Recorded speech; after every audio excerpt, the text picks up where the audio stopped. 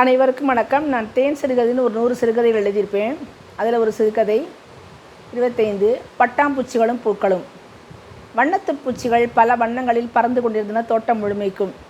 எந்த வாசனை பூவில் எந்த மாதிரி தேன் இருக்கும் என கணித்தது போல் ஒவ்வொரு பூவின் அருகிலும் சென்று ஒவ்வொரு மொழியில் பேசி கழித்து கொண்டிருந்தன.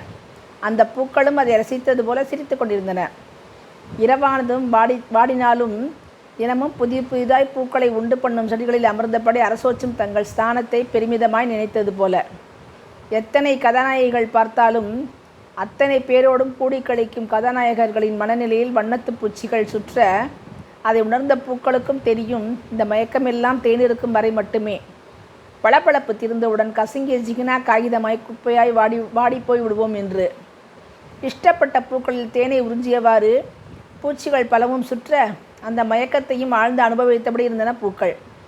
ஒன்றையே வட்டமிட்ட சிலவும் கண்ணாமூச்சி ஆடிக்கொண்டிருந்தன. ஆழ முடியாத அழகு பூக்களே கிரங்கடிப்பதில்தான் அவற்றுக்கு மகிழ்ச்சி. ஒரு சவாலை சந்தித்து வெற்றியடைந்ததாய். இதையெல்லாம் தன்னுடைய ஸ்கிரிப்டில் குறித்தபடி இருந்தால் சக்தி.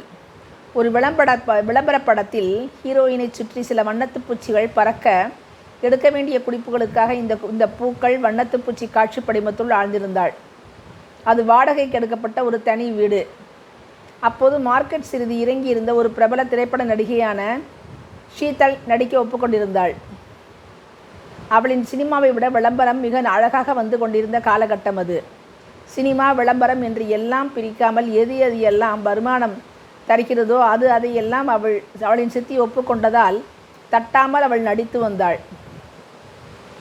நல்ல நடிகை என்ற பெயரை நிலைநிறுத்திவிட்டால் போதும். சில காலகட்ட கஷ்டத்துக்கு பின் பெரிய அளவு அங்கீகாரமும் புகழும் மரியாதையும் கிடைக்கும். அதற்கு கொடுக்கும் விலை சில சமயம் உடலாகவும் சில சமயம் தன்மானமாகவும் இருக்கும். ஒவ்வொரு இடமும் கடக்க உடல் என்ற வாகனத்தை சுமந்தபடி அதில் சில சமயம் பலரையும் சுமந்தபடி கடக்கும் இந்த கஷ்டம் பிரபலமடைந்து விட்டால் குறைந்துவிடும். பின்னர் பலர் சுமக்கத்தான் செல்லலாம், பல்லக்கில் போவது போல. ஏதோ ஒரு இடத்தில் ஒரு படத்தில் பயங்கர அடி வாங்கிவிட்டால் பின் இறங்கி நடக்க வேண்டியதுதான். சக்தி பெருமூச்சு விட்டாள். நான் யார் என்ற பெருமிதத்தை எல்லாம் இது உடைத்து விடுகிறதே. உயிர் வாழ கிடைத்த வாய்ப்பை எல்லாம் ஒப்புக்கொள்ள வேண்டியிருக்கிறதே. வயிற்றை விட எதுவுமே பெரிதல்ல. இன்னும் இயக்குனர் வரவில்லை. இதை ஒருமுகப்படுத்தி நடத்தும் பார்கவி மேடமும் இன்னும் இந்த விளம்பரப்பட ஷூட்டிங்குக்கு வரவில்லை. எல்லோரும் வரும் முன் வந்து இருக்க வேண்டிய சக்தியின் பொறுப்பு. முன்பு ஒரு பிரபல டைரக்டரிடம் உதவி இயக்குனராக பணிபுரிந்து வந்தாள். வாழ்க்கை சக்கரம் போட ஒன்றன் பின் ஒன்றாக ஒரு பத்திரிகை, ஒரு தொலைக்காட்சி நிகழ்ச்சி என மாறி இப்பொழுது இந்த விளம்பரப்பட இயக்குனரிடம் பணிபுரிந்து வந்தாள். பெரிய இயக்குனராக வேண்டும் என்ற கனவிருந்தும் வாழ்க்கையை துரத்துகிறதே. வருமானம் என்னும் பிடிமானம் இல்லாமல் எதை கொண்டு எதை ஓட்டுவது? கனவில் பாட்டு பாடினாலும் கொசு வந்து கெடுத்து விடுகிறது.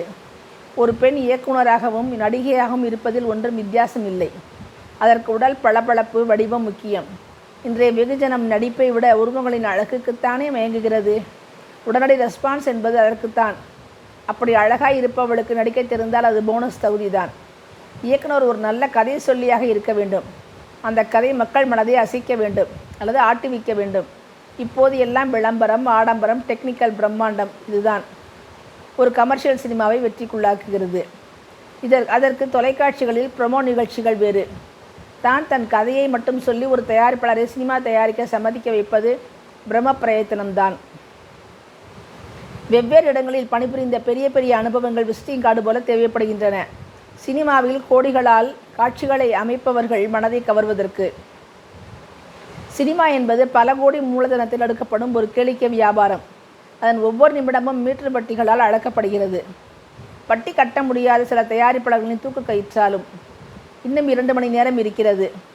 இருந்தும் இன்று ஷூட் எடுக்க தேவையான பொருட்கள், ஆட்கள் எல்லாம் சரியாக டைரக்டர் வரும் முன் வருகின்றார்களா என சரிபார்த்து அவர் வரும் நேரம் ரெடியாக வைக்க வேண்டியது அவள் பொறுப்பு. பார்கவி மேடத்திற்கு ஃபோன் செய்தால் எடுக்கவே இல்லை. நேற்று ஏதாவது பார்ட்டியாக இருக்கலாம். பல தொழில் செய்யும் அவருக்கு ஏதோ ஒரு கூட்டம் பார்ட்டி இருந்திருக்கக்கூடும். இன்னும் 1 மணி நேரத்திற்கு பின் ஃபோன் பேசலாம் என்று காஸ்டியூம் டிசைனர் ராதாவுக்கு ஃபோன் செய்தாள். அவள் வண்டியில் வந்து கொண்டிருந்தாள். கொரகரவென்ற சத்தத்தோடு வந்துட்டே இருக்கேன் சக்தி என்றாள். கேமராமேன் ராகவன் வீட்டின் பக்கத்தில் தான் ஷீதலின் வீடும்.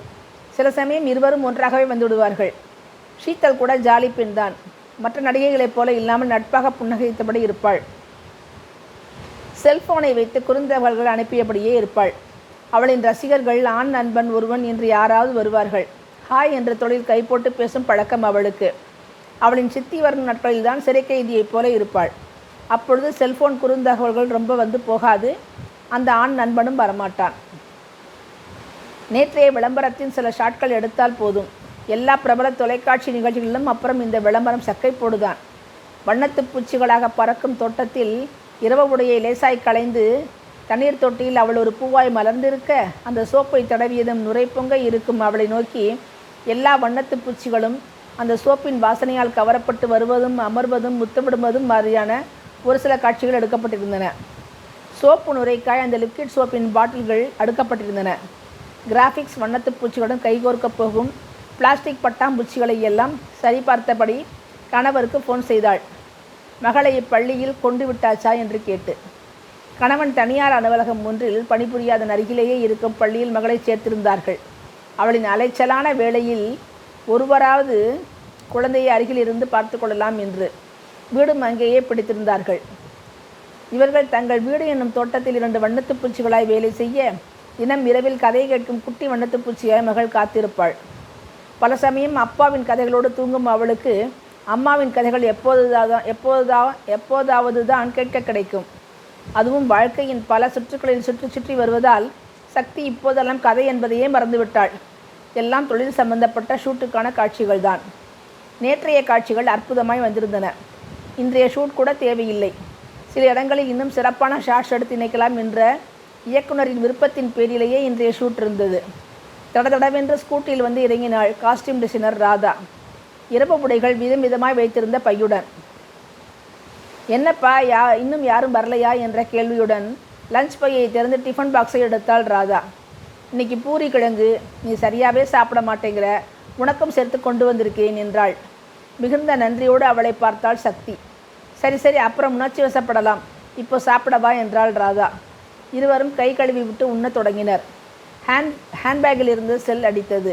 எடுத்து பேசிய சக்தி அப்படியா அப்படியா என பெயர்ந்தது போலானாள். தின்ற கிழங்கு தொண்டையிலேயே நின்று விட்டது போலிருந்தது. ராதா சீக்கிரம் கிளம்பு, ராகவன் தான் ஃபோனில், நம்ம ஷீத்தல் வீட்டுக்கு போகணும், கெட்ட செய்தி ஒன்று, அவங்க தூக்கு மாட்டி இறந்துட்டாங்களாம். என்ன என்று எழுந்த ராதாவின் கையில் இருந்த டப்பா உருண்டோடியது. வயிற்றில் பட்டாம்பூச்சிகள் திகிலடித்தது போல் கலைந்தன.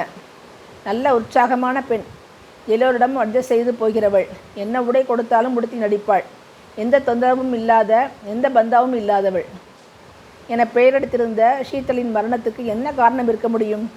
இருவரும் வாட்ச்மேனிடம் சொல்லிவிட்டு இயக்குனருக்கும் பார்கவி மேடத்துக்கும் ஃபோன் செய்து விபரம் சொல்லி கிளம்பினார்கள். ராதாவின் ஸ்கூட்டியிலேயே போகும் வழியெல்லாம் வண்ணத்து பூச்சிகளும் தட்டங்களும் பறப்பது போலிருந்தது சக்திக்கு.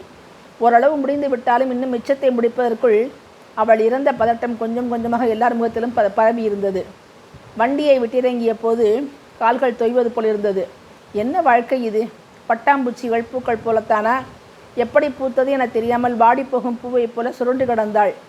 கழுத்தில் புடவையோடு இறக்கி படுக்க வைக்கப்பட்டிருந்த ஷீத்தல் ஜீன்ஸ் பேண்ட்டும் டிஷர்ட்டும் அணிந்திருந்தாள். நேற்று பார்த்தவர்கள் சொல்லி இருக்க முடியாது இந்த பெண் இன்று இறந்து விடுவாள் என்று.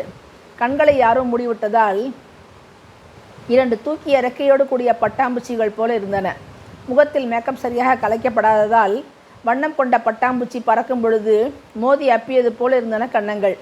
திடீர் மரணம், அதுவும் பிரபல நடிகையின் தொற்கலை என்பதால் தொலைக்காட்சி செய்தித்தாள் நிருபர்கள் கூட்டமாக வரத் தொடங்கினார்கள். அவளின் சித்திய கலங்கிய குரலோடு அழுது கொண்டிருந்தாள். எவ்வளவு நடித்தாலும் வீட்டில் இருப்பவர்களே பண வரவு செலவெல்லாம் பார்த்து கொள்வதால் என்ன வருகிறது என்ன சேமிக்கப்படுகிறது என்பதெல்லாம் ஒரு நடிகைக்கு தெரிவதில்லை. ஷீத்தலும் அப்படித்தான். அவ்வப்போது சித்தியிடம் டிஸ்கோதே போக, ஷூட்டிங் இல்லாத நேரங்களில் ஷாப்பிங் செய்ய என்று பணம் கேட்பாள். பணம் கொடுக்கும் நேரத்தில் அவளுக்கும் சித்திக்கும் பலத்த சண்டை ஏற்படும். நேற்றும் கூட அதே போல பலத்த சண்டை. எப்போதும் போல் இல்லாமல் கைகலப்பாய் இருவரும் காயம் வரும் வரை சண்டையிட்டிருக்கிறார்கள். இரவில் தான் சம்பாதித்தும் இஷ்டப்படி வாழ முடியாத கோபத்தில் புடவை எடுத்து சுருக்காக்கி தூக்கு போட்டு கொண்டிருக்கிறாள் கூடைச்சேரின் கொக்கியில். 2-3 நடிகைகள் பயந்த முகத்தோடு அழுதபடி அவள் அருகில் நின்றிருந்தார்கள்.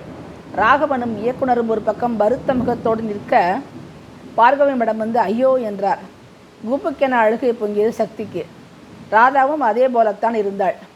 வாய்விட்டு அழத் தோன்றினாலும் துக்கம் தொண்டையை அடைத்த மாதிரி இருந்தது. நேற்று ஷீத்தலுடன் ஜோக்கடித்து கொண்டே சாப்பிட்ட இறால் பிரியாணியின் ஞாபகம் வந்தது. ராதாவின் கையை இருக்க பற்றி கொண்டாள். நேற்று பூவாயிருந்தவள் இன்று அடிபட்டு காய்ந்த இறகோடு கிடக்கும் பட்டாம்பூச்சியானது எங்கனம். என்னப்போ மனுஷ வாழ்க்கை, எதுக்கு ஓடுறோம்? பட்டாம்பூச்சி முண்டி முண்டி எம்பிட்டு தேன் குடிக்க முடியும்? வீடு வாசல் சொத்து பத்து இதெல்லாம் சேர்த்த பின்னே எப்படி பட்டாம்பூச்சி மாதிரி பறக்கிறது? அப்புறம் தேன் என்ன மான் என்ன, எல்லாமே மெட்டீரியலிஸ்டிக் உலகம்தான். ஷீத்தலின் சித்தியை பார்க்க பரிதாபமாக இருந்தது. தங்க முட்டையிடும் பாத்தை ஒரேடியாக கொன்றுவிட்டவளை பார்ப்பது போல அசூயையாக இருந்தது. பூக்களைப் போல வாடிவிடும் ஆசைகளோடு பட்டாம்பூச்சிகளாய் குலவி திரிவதும் திரவம் புரிஞ்சுவது போல திரவியம் சேர்ப்பதும் என்ன பலன்? யாருக்காக, எதற்காக? இந்த வீட்டில் இனி அவள் சித்தியின் வயதான பருவம் கழியலாம் குற்ற உணர்ச்சியோடு. அந்த கொக்கி ஒன்றே போதும் ஒரு பட்டாம்பூச்சி தூக்கிட்டு கொண்டதை நினைவுபடுத்த. பின்பக்க ஜன்னலின் வழியில் சில பூச்சிகள் பறந்து கொண்டிருந்தன. தோட்டத்தில் வெயிலில் அவற்றின் பளபளப்பு மினுமினுத்தது. பூக்கள் மலர்ந்து கிடந்தன. நேற்றைய ஷீத்தல் போல, அவள் ஆசைகள் போல, அவள் சிரித்த அழகிய இதழ்கள் போல, அவள் வெள்ளை மனம் போல. அவரவர் வாழ்வை அவரவர் வாழும்போது அவள் மட்டும் வாழ முடியாமல் முடித்து கொண்டாளே. அவளை தொட வேண்டும் போலவும் வேண்டாம் போலவும் இருந்தது. காவல்துறை முடித்து மார்ச்சுவரிக்கு சோதனைக்கு சென்ற பின்தான் தகனம் செய்ய முடியுமா? பட்டாம்பூச்சிகளையும் பூக்களையும் எப்படி பிணவரையில் அறுப்பார்கள்? அந்த டாக்டர் கூட அழுது கொண்டே இதை செய்யலாம். வெளியில் வந்தபோது பக்கத்தில் இருந்த கடையில் ஏதோ ஒரு செய்தி தொலைக்காட்சியில் ஷீத்தலின் இறப்பு பற்றி விவரம் ஓடிக்கொண்டிருந்தது. அதில் ஒரு சைக்கியாட்ரிஸ்ட் டாக்டரிடம் கருத்து கேட்டார்கள். அவர் சொல்லி கொண்டிருந்தார், நடிகைகள் எல்லோருக்கும் கவுன்சிலிங் கொடுக்க வேண்டும். இந்த மாதிரி மனோநிலை இருப்பவர்களுக்கு கட்டாயம் கொடுக்கணும். அவங்கவுங்க வேலை ஸ்ட்ரெஸ் அப்படி. நான் இதுக்காக இலவச சேவையாக ஒரு கவுன்சிலிங் மையம் ஆரம்பிக்கலாமான்னு இருக்கேன். தற்கொலை எண்ணத்தோடு இருக்கிறவங்க இந்த எண்ணை தொடர்பு கொள்ளலாம் என்று.